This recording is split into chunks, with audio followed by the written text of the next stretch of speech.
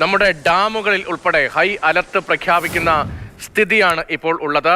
വലിയ തോതിൽ ഡാമുകളിലേക്ക് ജലം ഒഴുകിയെത്തുകയായിരുന്നു. തുടർച്ചയായി പെയ്ത മഴയിൽ ഡാമുകളിൽ ഹൈ അലർട്ട് പ്രഖ്യാപിക്കുന്നത് ഒരു അസാധാരണ സാഹചര്യമാണ് എന്ന നിലയിൽ തന്നെ നമുക്ക് വിലയിരുത്താൻ കഴിയുന്നതാണ്. 75% നിറഞ്ഞിരിക്കുകയാണ് നമ്മുടെ ഡാമുകൾ എന്നതാണ് ആ സ്റ്റാറ്റസ് പരിശോധിക്കുമ്പോൾ, ആ ഡേറ്റ പരിശോധിക്കുമ്പോൾ നമുക്ക് മനസ്സിലാക്കുന്നത്. പ്രളയശേഷം ഇത് ആദ്യമായാണ് നമ്മുടെ ഡാമുകൾ ഇത്രത്തോളം നിറഞ്ഞിരിക്കുന്നത്.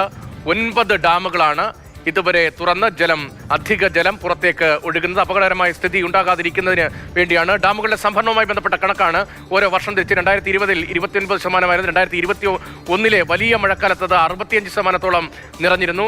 22 അത് 66%, 23 മഴ താരതമ്യേന കുറവായിരുന്നു. അന്ന് 35% ഡാമുകളുടെ സംഭരണശേഷി നിറഞ്ഞിരുന്നത്.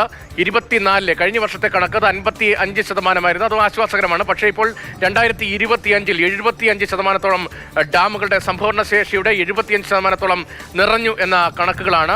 പ്രധാന ഡാമുകളിലെ ജലനിരപ്പാണ് ഇപ്പോൾ പ്രേക്ഷകർ സ്ക്രീനിൽ കാണുന്നത്. ഇടുക്കി ഡാമിൽ 66%, ഇടമലയാർ 71%, കക്കി, കേരള ഷോളയാർ, ബാണാസുര സാഗർ, ഈ ഡാമുകളിലെല്ലാം ജലനിരപ്പ് ഉയർന്നു നിൽക്കുകയാണ്. ബാണാസുര സാഗറിൽ 88%, ഷോളയാറിലാണെങ്കിൽ 98%. സംഭരണശേഷി പൂർണ്ണമായി തികയുന്ന തരത്തിൽ അവിടെ ജലം ഒഴുകിയെത്തിയിട്ടുണ്ട്.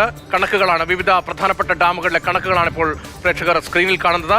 പ്രളയത്തിന് ശേഷം ഇത് ആദ്യമായാണ് നമ്മുടെ ഡാമുകളുടെ സംഭരണശേഷി ഇത്രയധികം നിറയുന്നതും വലിയ അലർട്ട് ഉണ്ടാകേണ്ടി വരുന്ന സ്ഥിതിയിലേക്ക് പോകുന്നതും. 9 ഡാമുകൾ തുറന്നുവിട്ട് അധിക ജലം ഒഴുക്കിവിടാനുള്ള ക്രമീകരണങ്ങൾ തുടരുകയാണ്.